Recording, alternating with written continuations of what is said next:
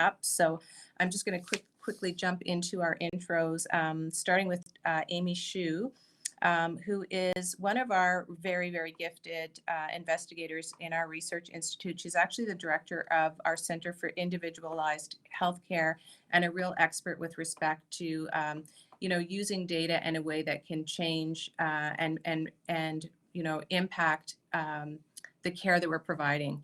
And one of the things that is really exciting is Amy has really put a laser focus on long-term care and the pandemic's impact in long-term care, and has recently received a $3.5 million grant from the COVID task force to literally look at immunization and long-term care. And so we're incredibly proud of that. That's a huge, huge historic achievement.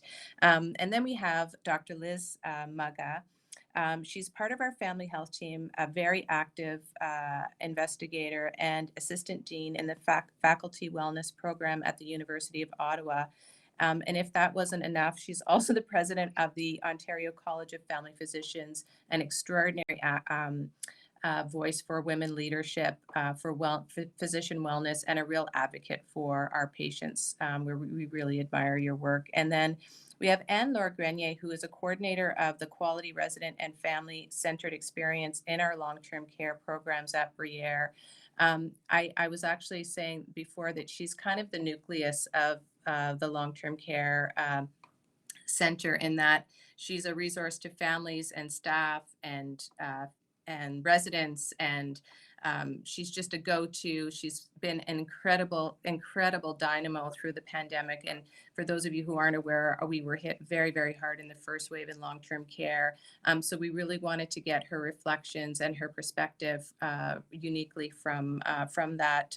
She works really closely with our very gifted VP, Melissa Donskoff, in long-term care. So we're going to jump right in and really focus on, this is International Women's Month.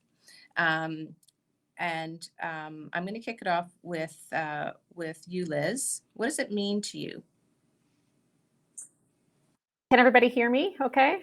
Yep, perfect. Okay. So for me, what does the International Women's Day mean to me? Yeah. So I would just start by saying I am a strong feminist. I'm the mom of 2 teenage daughters. And that has actually, as many of you probably know, our children help to emphasize, accelerate, and encourage us to really be our best selves. So this year, for me, International Women's Day was something that we recognized together as a family and talked about as a family. So I think that gender continues to play an enormous role. It's a social construct, obviously, and but it determines kind of how we're perceived and what our experiences are, and certainly personally and professionally it has an impact on what I've experienced. And so I celebrate this day, and I think deeply about it. And because of my 2 daughters, I spend a lot of time in that space, wanting for them the future to be, to continue to improve. So for what they will face. Mm-hmm. I love how you reflected on how our children kind of are our mirrors, right? They will hold us, they'll hold it up, and they'll kind of challenge us and make sure that we're actually living what we say. And you definitely are. Amy, I'm going to move over to you. And, Liz is loud and clear on the fact that it's, gender is still a consideration. What do you think? Where do you think we're at? Yeah, Peggy, I completely agree with that. And I think building on what Liz has just shared, I think this is a time, and I probably don't do this enough, to recognize and thank all the women in my life, including all the female mentors I've had who have helped to shape my career. I also want to celebrate my team, which is 80% young women on my team. I want to celebrate their successes, and I think we need to do that more often to support each other. And, as you mentioned in your introduction, most of my research is on long-term care, and we know this is a workforce that's predominantly women. And there's been unique challenges over the course of the pandemic that we really need to acknowledge how to support. I think it is a gender role, and I think those who are providing care who take on the responsibility at home as a caregiver, as a carer, tends to be women. And so we need to think about how do we support our female colleagues in, helping them achieve their work-life balance, helping to support their well-being, and enabling them to do what they do every day. Yeah, absolutely. Absolutely. And women do it differently, right? Like this is one of the reasons why there's so many women who come into healthcare because we are driven to kind of solve problems. Um, and Laura, what advice would you give your younger self based on where you are now and what you've experienced so far in your career? I would say embrace your assertiveness. When I was a child, we did not use that word. There was no leadership training. I don't even remember that word being used. We used words like bossy. I have a toddler too. I have a 2.5-year-old, and she is independent, assertive, a little fireball. So I truly believe that by harnessing and cultivating girls' and women's assertiveness, we can change lives and make the world a better place. Absolutely. Absolutely. And just building, I think, on that theme of, being assertive or being bossy, right? Being aggressive or being like how we often get framed when we speak up and stand up. One of the things I often say about COVID and the pandemic is that it's the great revealer of things, right? It's revealed our vulnerabilities, it's revealed our shortcomings, it's revealed our strengths. It's revealed where there are points of light that we need to make greater and bigger. It's revealed where we're innovating and where maybe we can go further faster. But it's also revealed a lot of hard truths around how things have gotten done or how things get done. And one of the realities, and you all kind of reflected on it already, is that this is a very gendered pandemic in the sense that, we are hearing that, a significant amount of the jobs lost, the business loss are led by women. We're hearing about the impact of women, single family, women-led homes, and the impact the pandemic is having on them. I think we even saw it in some of our healthcare workers with respect to the load that people are carrying and the fact that they're working multiple jobs and how that's a vulnerability around living wage and that sort of thing. So I wanted to talk about how the pandemic has impacted your work and how some of these things that we're starting to see is shaping your view of the world. And this time I'll start with Amy. So I think many of us, including myself today, we're now working virtually, working remotely. And I don't know if it's just myself, I don't know if it's a characteristics of women, but I think we have a tendency to multitask, probably more so than a lot of men that I know. And so sometimes working remotely, I'm at home thinking that, oh, because I'm working remotely, I may be able to do my laundry or run a dishwasher while I'm part of this 2-hour Zoom call. And you have a tendency to try to take on all these tasks. And unfortunately, even though we are, potentially saving time from not sitting in traffic all day, working from home has presented its unique challenges. I don't know how many times I've been on Zoom calls where you hear, children in the background, and then a female colleague has to leave a call to kind of deal with the situation at home. So there have been, I think, really unique challenges in thinking about how do we achieve that work-life balance. And I think in terms of moving forward, I'm actively now thinking about how do I support my team members so then they can achieve their work-life balance. And I think especially in long-term care, you mentioned Peggy, many female, it's a female predominant industry, and many workers are balancing multiple jobs. And I've spoken with many workers within long-term care, and I just really sympathize with the challenges that they're encountering. We're asking them to not only provide care to the vulnerable population in long-term care, when they go home, they continue to be a caregiver. And that's just so taxing on the person and over the course of the pandemic. So I'm actively now thinking about, not only how do I support my own team and employees, but how do I contribute, I think from a research standpoint, to improve the work and the work environment for women in long-term care sector. It's such an important a point, Amy. And one of the things that I kind of think about, this whole like working on virtually, it's, we're all on these platforms now, and you have a glimpse into everybody's home decor. Like it's like, oh, I really like that color of wall. I love that chair. But you're also seeing what people are juggling, right? When their children come into the call and their dogs and all this other stuff is happening. And so my hope is that this actually breathe some empathy into how we are with each other, and that we don't see ourselves as just one dimensional. Oh, that's my colleague, as opposed to that's my, superhuman woman colleague juggling 1,000 things. And it is that little window that we have now. Liz, what about you? How's the pandemic impacting you? Yeah, so maybe I'd pick up on a couple of threads there. There's just so much that I think you've touched on Peggy and Amy as well. And for sure, the worrisome part about what we're seeing through this pandemic, and we're starting to call it the she session instead of the recession, of course, in terms of the impact on women in particular. And I think as a society at all levels, we really need to keep our eye on that, so we start to address the systemic barriers and gaps that the pandemic has revealed. And so, I welcome the conversations that are starting around affordable and available childcare, for example, because there's no question that parents, particularly of smaller children, have been more impacted. So moving forward, how do we make sure that, part of that lies with government, and part of that lies with the employer, I think, to make sure that flexibility is available to workers. And it was interesting. I think at every level, if we go back and look at technology and the impact, if we look at the agricultural revolution and the industrial revolution, and now the information or technology or digital revolution, the one we're actually living right now.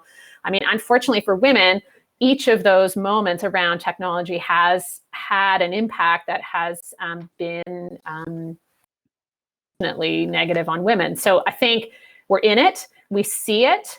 There have never been more female leaders as there are now. So I think really articulating the problem and then collectively working at all levels to address that is going to be super important. So we seize this time, seize what we're looking at. And the other thread I was just going to pull in was around leadership. And I thought the work that had been done, and maybe many of the people listening saw this, there was a study that took a look at 195 or 190 something countries across the world and trying to understand how they were doing vis-a-vis COVID. And what they found was those countries where they were led by women seemed to be doing better.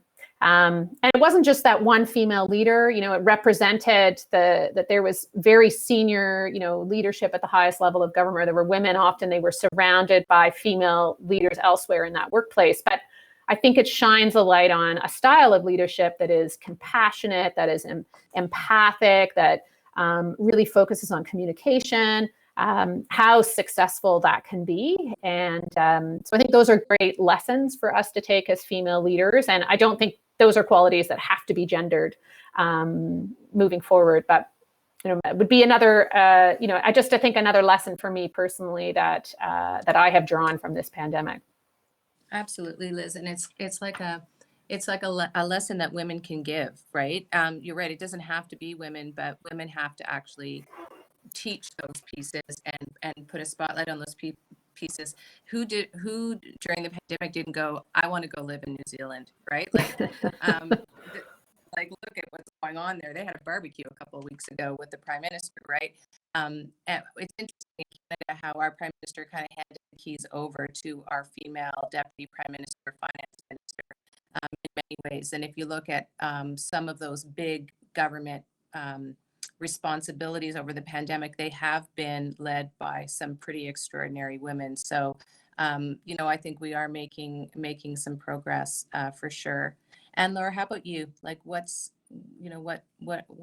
has changed in your perspective from the pandemic? You've been dealing with it at such an intense level. For me, on a personal level, it is the importance of having that strong support system. I am extremely privileged in that last year we moved into a multi-generational home. So I have my parents at home and my husband, who is extremely present. And so that just having that support at home allows me to give 150% at work.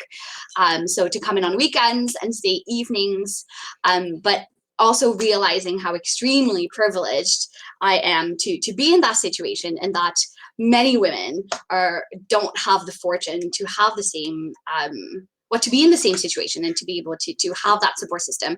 That is key to us women in being able to perform to the level that we are asked to perform and that we want to perform. Yeah, absolutely. It's incredible. Most of you know that my folks live with me and my son as well, and I think, like, you know, we did that by necessity several years ago, but it's actually been such a blessing. I know how they're doing. I can support them in my own way, and boy, do they ever support us in their way. So I think this intergenerational approach to living that, you know, Africans and other parts of the world have been doing as normal is something that we really need to look at in North America for sure. I'm going to shift a little bit to well-being. You know, we're all hearing about the next pandemic being on our mental health and mental well-being. I personally think that we've been living a mental health pandemic for, you know, 50 plus years.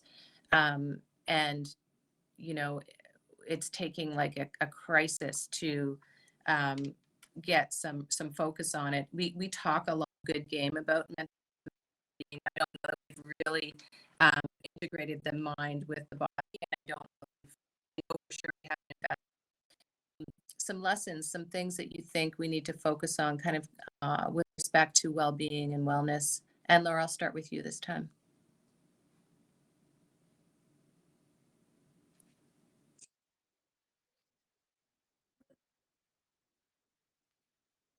And it means that, it means different things to different people, right? To me, recharge, I mean, spending time in family and nature, going to winners and home sense, which we have not been able to do that much. And I think that knowing how, when, and how much you need to recharge is key.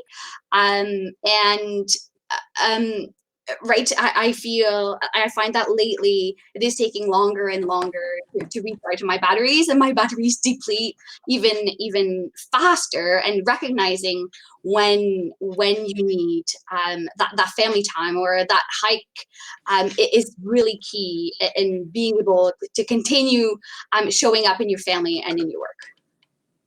Yeah, absolutely. And figuring out what is it that I need to, like, what is my thing that's going to recharge me, right? Is it going quiet? Is it screaming like into a big deep hole? Is it what is it, right? Liz, this is an area of your tremendous expertise. So I'm really anticipating your insights on this one. Yeah, so thanks, Peggy. Yeah, so one of my roles is as the Assistant Dean Wellness, Faculty of Medicine. And in that role to support students, learners, faculty across a number of hospitals and right across all the different levels of the medical school as well. So I've done a lot of thinking about this, and I would say personally, if we look at kind of the individual and the personal side of wellness, I just would acknowledge how hard it is to really attend to that. And I think as women in particular, there's a lot of pressure around performance at home, performance on the job. And so, you know, when I took on this job, I would say it took, you know, while I knew a lot of this intellectually, I really had to lean in and rewire my own brain properly to make sure that I was attending to my own wellness. So it's not easy, and it's a bit of a to make sure, you know, to Anne Laura's point, that you're really giving that time to yourself for recovery. I think self-compassion is hugely important, especially during the pandemic. And it's really that, you know, for all of us, whether it's as a parent and you're thinking about, oh my gosh, how much time my kid is spending on, online or on their phone. And I sort of take a harm reduction approach. We're all just doing our best. Perfection is not possible. So that would just be the first thing, that it's one thing to say, I need to look after my wellness. It's hard to do. So, changing habits takes time. So committing to that. The other piece I would say that is absolutely important that I bring to my professional role, but that I think is relevant for all of us as women and as employees and leaders, and is organizational and cultural wellness. So the impact of what's going on in your workplace and how you are doing. And there's an enormous emerging science about that, especially in healthcare. So, whether you're in nursing or a physician or a respiratory technician, that the healthcare system is not necessarily, it's focused on healing, but it's not necessarily a place that always leads to health and wellness for the employees. So I have certainly been encouraging all organizations to take a look at that. And I know Briere has really welcomed that conversation. And you need to be intentional about it. There's a very evidence-based approach to that that involves at the very beginning just acknowledging there is an issue and engaging your leadership in addressing that, and appointing senior leadership to be in charge of looking at wellness in your organization. So I think that would be another, for me, important piece, that the most resilient person, but if you put them into a workplace where there are challenges around health and wellness, they're not going to thrive. So another part of that puzzle, I think, to really lead us towards being as well as we can. What I love about your framework, Liz, is that it's incredibly thoughtful and practical. And I think can translate, right? And the one thing I think you talk about self-care, we have to take care of ourselves, and we have to take care of each other and give each other the benefit of the doubt, which is often, in these high stress roles, we often jump to the wrong conclusion or whatever, right? Because we're juggling. And I think that those things kind of have to be more mindful. So I really love that framework. Amy, how about you? Can you hear me, Peggy? Yes. Yeah. Sorry, the power just went out of my house. Oh. So speaking about that, this has insight like into someone's home. Totally So I just want to make sure I'm still year. connected. Okay, great. So to answer your question, I think some of the folks on the line might know that I'm involved in a research team that it specializes in building prediction tools. So we build prediction tools that helps inform not wellness, but more of the disease prevention, thinking about how do you, we have a life expectancy calculator, how do you avoid or reduce your risk for dementia and diabetes and heart disease. And so we're constantly and actively thinking about, how your physical health is attached to your mental health, especially because a huge area of research that I'm involved in is dementia research. And your mental well-being, including looking at your risk for anxiety and depression, they're all precursors to dementia. And so that connection between physical health and mental health is always at the forefront of my mind. And I think, of course, with COVID, there's been some challenges in maintaining your physical health as well. I'm a very active person. I play a lot of competitive sports. And so it's been difficult to keep that up. But as a team, we've been trying to stay engaged with each other to sort of support each other in terms of supporting the well-being of our team members. We also try to coordinate team activities where it's, there's a step challenge where everyone signs up for the step challenge, and we encourage each other to go out for walks when the weather is nice. And so I really do find that having individuals around you, especially in the workplace, who can support you and promote these concepts and emphasize the importance of that physical wellness as well as that mental wellness is really important in getting through the pandemic. Yeah, it's like whole body, right? Like never been more powerful. We need to stop separating and really think about the whole person and their situation. Like, what are their circumstances, right? Be not just what you think you see or what you think you know about them. Just being cognizant of the time, I feel like there's so much more we could be talking about. I just wanted to see if there was any questions from some of our guests, looking at the time. Oh, I see one. What would you change about the assumptions made by men of women? Anybody want to jump in on that one? I love that question. I will jump in on that one. So first of all, Yeah. is one of the designers on my team.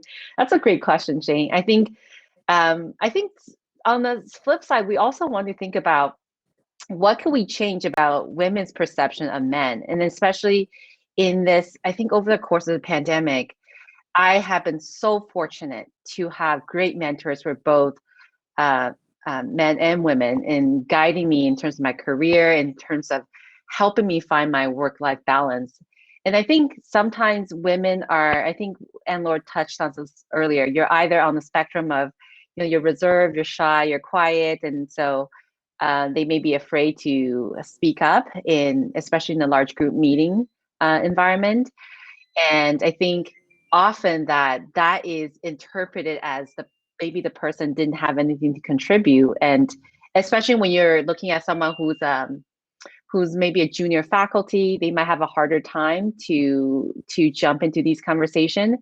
So I do want to say, that reservation, that politeness that sometimes women have is not a sign that they don't have anything valuable to contribute, and maybe they just need a bit of encouragement. And I apologize for the flashing lights. It looks like I'm living in a phantom zone. It's just the being reset in my house. It's like a little disco light for you, Amy. Liz, were you going to jump in on this I one? was just going to jump in and add, I mean, I guess what I would say my advice to men would be to really listen. And it builds a bit of what Amy said. I think it is about give the space for women to speak and to hold that silence. I think that there's many reasons why you don't hear women's voices around the table, but one very active thing you can do is move from talking to listening, and welcome that contribution. So that would be allyship, right? Like being a real ally. And what does that actually look like? Absolutely. Anne-Laure, do you have anything to add to this one? I was going to say that as much as we look like master jugglers, right? We have Peggy has touched on that before, that asking us if we need help and listening, like Liz said, are key to create and strengthen the relationship. And we need to ask for help and speak up too, right? Yeah. Was somebody else going to jump in? Yeah, I was just going to add one other thing, which is a lesson that I'm learning. Again, we started off talking about our kids, and I'll just tell you a lesson I'm learning about gender through my kids, and I'm reading about more now, is just how gender is not binary and gender is fluid. And so I personally have needed to listen and to learn and to read and to be informed. And so I think that's something I would pass on to all of us as another active thing we can do in trying to understand the experience of something that we are not. I think, whether that's learning from our kids or going out and learning on your own, or all of us learn in different ways, but that might be another active thing that we can do. That's such a powerful reflection, Liz. We all have to work at learning more, right? So when we don't understand, and it sounds really simple when we say it here, right? But in the context of that juggling day and all the stuff, it's kind of like, do you have the bandwidth to go and find out about those pieces? And the answer is you kind of have to, right? And you owe it to yourself, and you owe it to your family, and you owe it to your community to constantly be learning and growing and challenging yourself, right? Because we're all better for it, right? So I love that reflection. I hate being the timekeeper because I'd rather just keep chatting. I'm just looking at the time. Let me see if there's another question. I think what I'm going to do now is just pivot a little bit to wrapping up, sadly. I wanted to talk a little bit about the foundation's, the foundation, we started doing this because we felt really, we really wanted to do something to acknowledge and celebrate our women leaders and the women in this community who are incredibly generous and engaged. And so we created this, and we were trying to think of like, what's our next thing? And so we came up with, the team came up with a really great idea to kind of keep this work and this conversation going by creating the Life Changing Women Network. You can go to our website, www.briere.org, and find out more details about it. But what we're doing is we're trying to create a network of really engaged leaders who, really care about Briere's mission, want to champion it, want to contribute to it, want to work together on how we can continue to improve and learn and collaborate. So we're trying to create this space for women leaders and a network to really make that happen. There is an annual membership fee, and you can find out about that on the website. But some of the benefits that we're thinking about is obviously you get a tax receipt. We want to build networking opportunities with like-minded women within the network, behind the scenes tours at Briere, opportunities to meet one-on-one and do some exchanges with Briere leadership, opportunities to be involved in some of our philanthropic programs like Elves for Elders and things where we're really giving back to marginalized folks in the community. Early access to our events and discounts to our events and that sort of thing. So really trying to build this community. But the nice thing about it is that we can also look at how we can work together as a network to actually influence some change as this unified group of women connected to Briere. Are there some things that we really want to tackle that actually really speak and resonate with Briere's mission, right? So we're trying to think about how we can be that catalyst. We're really excited about launching that today. Would love for you all to take a look at that and reach out. And again, it's just the beginning of that. I think it's an exciting opportunity for us to make a difference together. I wanted just to maybe, before I say thanks, does anybody have a parting comment that they'd like to make? Our panelists?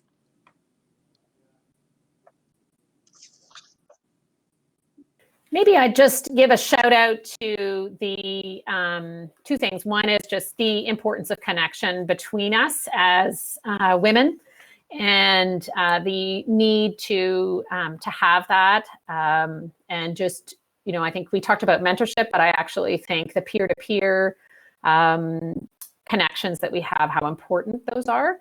And, the other would just be to say, I think there's a lot around gender that is intersectional with, with issues around race and socioeconomics. And there's just a huge part of this conversation that, I'd love to continue and bring other voices into, Peggy. So I really am grateful for that opportunity to have started this conversation with all of you virtually, and know that this is something that would be, it sounds like people here and I'm sure those of us as panelists would love to continue. So.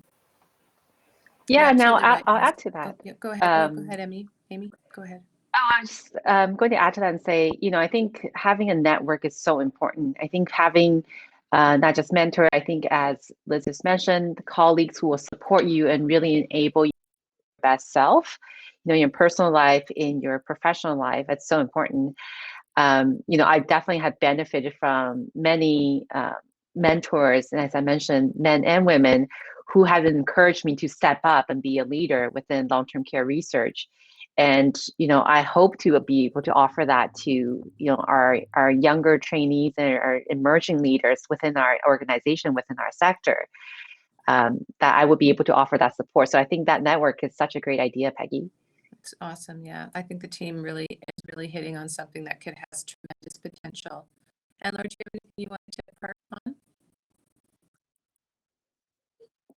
as healthcare workers and as women within Briere, I truly feel like we're uniquely situated to make lasting change and systemic change.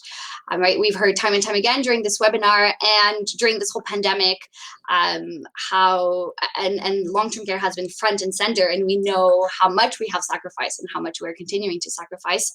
And I truly feel that as leaders within Briere, we can make a huge difference, like Liz and Amy said, by continuing and furthering this network and our support for each other. Totally agree. And I really wanted just to emphasize that whole point about intersectionality and how fundamental that is. And also that, the role of like connecting, supporting, and mentoring. It's so incredibly important. And I just wanted to note Dr. Rice's comments about her 13-year-old daughter around gender identity and how open and different this generation is with respect to that, and how much of a gift that is. And how much they can really influence their parents and our generation, right? With respect to our perspectives. We have to remember that we recycle because our kids, put that on our radar, right? Like there's a lot of things that generation is teaching us that is incredibly powerful. So we need to ensure that we're listening and bringing them into the conversation. This was an extraordinarily great hour. I wish we could keep talking. I love the idea of the network because I think it will become a catalyst for us to continue this work in collaboration. I want to thank Eamon Harden once again for their sponsorship. I want to thank Corey for her wonderful recipes and just the way she does things. She's such a leader. I want to thank the three of you for your tremendous wisdom and just being so open. It's really great to have these authentic conversations with leaders like you. Thank you all for joining us. Thanks to all of our Briere women leaders who we truly are so grateful to be collaborating with each and every day. And thanks to the foundation team for putting this all together. Hope you all have a great rest of your day, and let's keep the conversation going.